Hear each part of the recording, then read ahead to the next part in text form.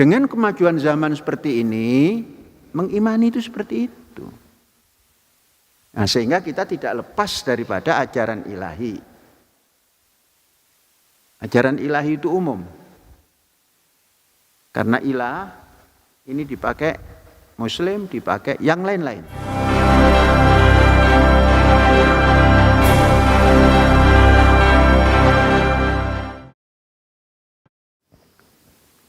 Kali ini kita berdiskusi tentang mengimani kitab-kitab ilahi.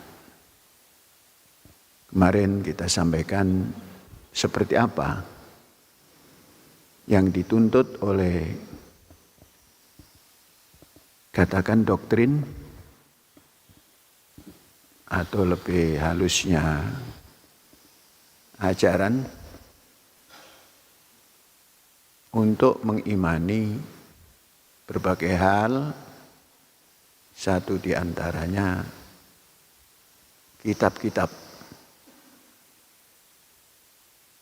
yang ditarik. Kitab-kitab ini adalah kitab-kitab ilahi. Nah, inilah yang jadi tema diskusi kita.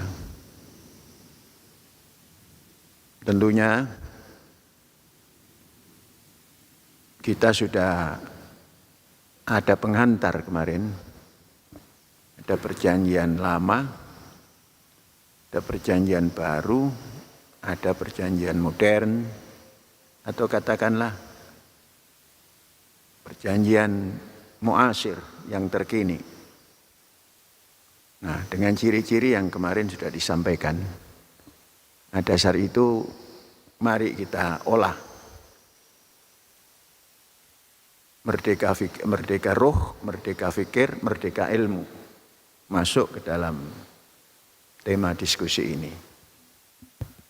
Pusat ateis, kehidupan kini, dan juga pragmatisme, sekularisme ada di Nederland, Belanda. Coba bayangkan apa yang terjadi di Belanda dan apa yang terjadi di Syria. Di Belanda sejahtera, di Syria hancur berantakan. Bagaimana saudara mengimani kitab-kitab? Kalau melihat itu, silakan. Sekarang realita. Orang-orang Syria mau membedil itu bismillahirrahmanirrahim, mau membunuh. Orang Belanda tidak ada yang perlu ini, yang penting makan keju, makan ini, pendidikan teratur, sejahtera. Di mana letak iman pada kitab-kitab Allah? Ini pertanyaan saja supaya nanti mengolah menjadi roti yang enak dimakan. Saudara-saudara, ada kata sejarah. Sejarah itu tidak ditumbuhkan, tidak dibuat oleh gerakan massa. Sejarah itu ditampilkan oleh kelompok kecil, bahkan individu, katakan kelompok kecil saja, yang mempunyai inovasi dan mudharaah, berpandangan ke depan, lal madiyah, yang tidak masa lalu. Nah, itu sejarah. Kemudian dipertanyakan, bagaimana cara mengimani kitab-kitab ilahi yang semuanya masa lalu? Saudara-saudara, mari kita tengok kehidupan umat manusia, sejarah kehidupan. Kalau tadi titiknya adalah Abraham atau Abraham atau Ibrahim itu 2 milenium sebelum Masehi.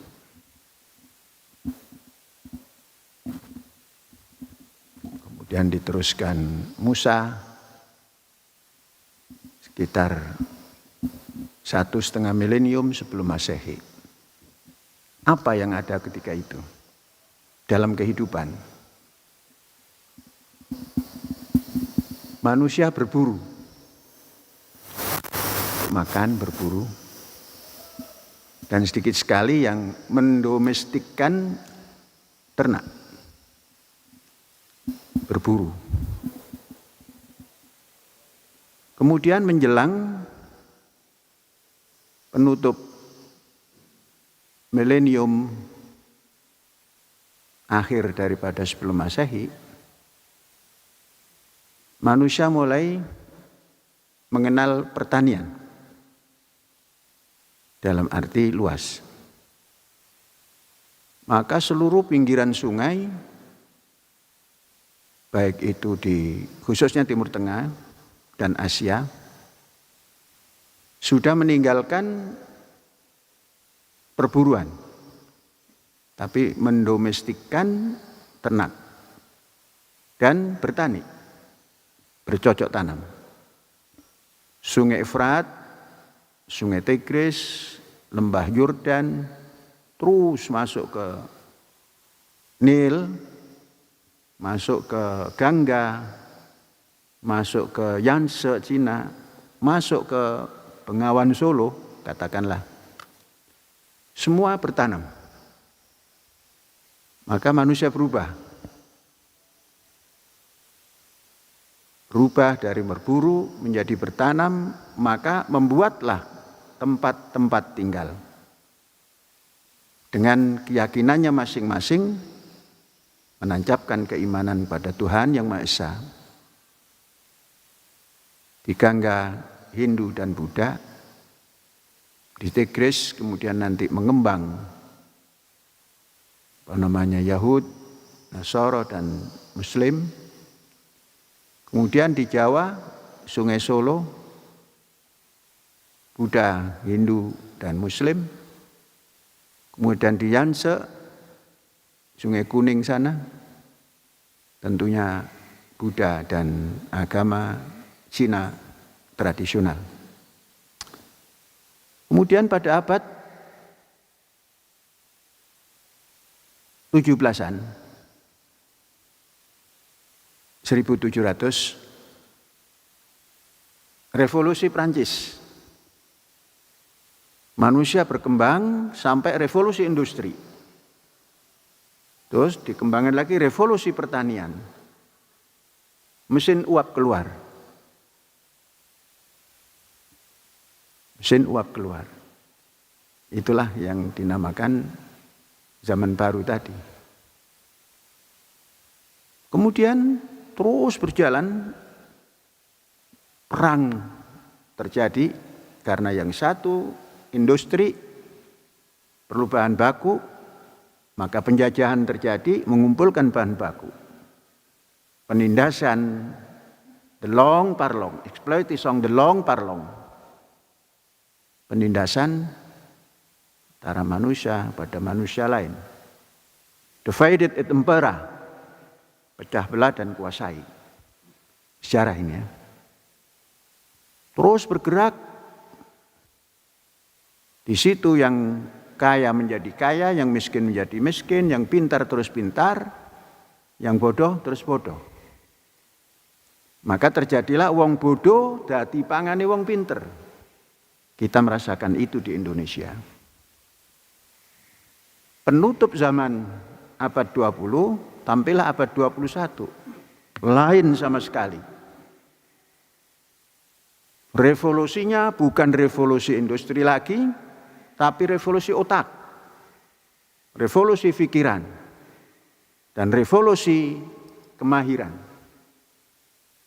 Terjadilah kemampuan manusia untuk mencipta dan menghancurkan.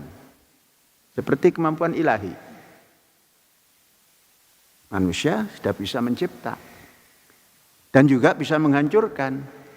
Mencipta bom atom, menghancurkan Hiroshima, dan sekarang terus bergerak seperti itu. Nah, dalam kondisi begini bagaimana kita imani kitab-kitab itu? Terus, saudara-saudara, kalau berbicara Taurat, pahami apa itu Taurat. Perjanjian lama itu bukan Taurat semua itu. Ada bahasa di dalam perjanjian lama itu Pentateuch. Pentateuch itu adalah 5 bab di dalam perjanjian lama. 1 At-Takwin. Setelah At-Takwin, kemudian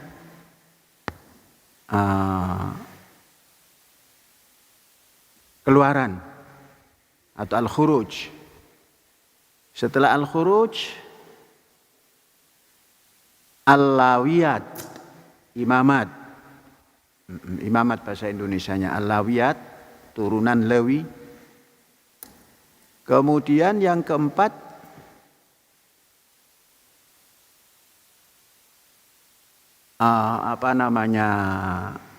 bilangan. Setelah bilangan baru ulangan atas nia. Itulah Taurat. Jadi 5. Maka dikatakan Pentateuch. Kalau di Amerika ada Pentagon, di Alkitab ada Pentateuch. Jangan asal perjanjian lama terus menjadi Taurat. Jadi siapa yang menulis Taurat? Musa alaihissalam. Sekalipun banyak kritik dari yang lain-lain, tapi semua jumhur mengatakan penulisnya Musa alaihissalam. Jadi 5 surat tadi. Nah, kemudian apa itu Mazmur? Mazmur itu isi pujian-pujian yang untuk keindahan, untuk apa semua, dan untuk mau menghadapi lawan perang. Nah itu Daud. Mazmur Daud ada di perjanjian lama. Kemudian apa Injil? Orang Yunani bilang Angelika. Angelika itu pengkhabaran baik, kabar baik.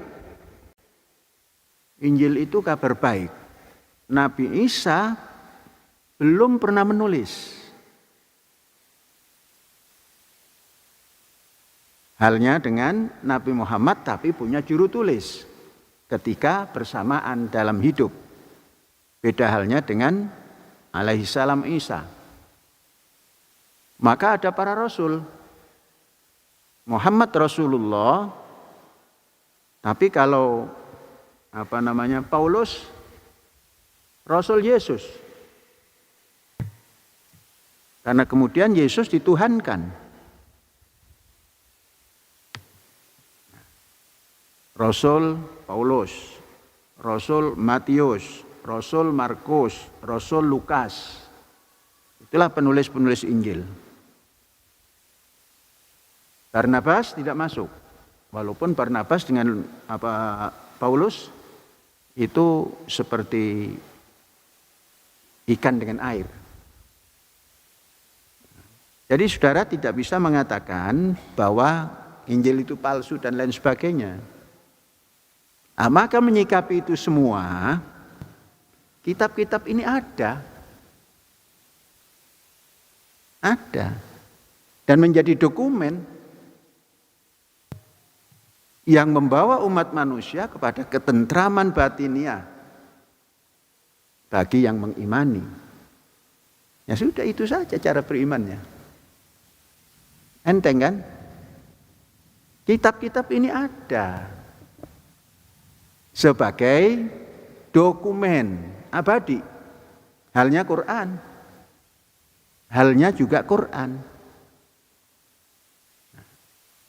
Dengan kemajuan zaman seperti ini, mengimani itu seperti itu.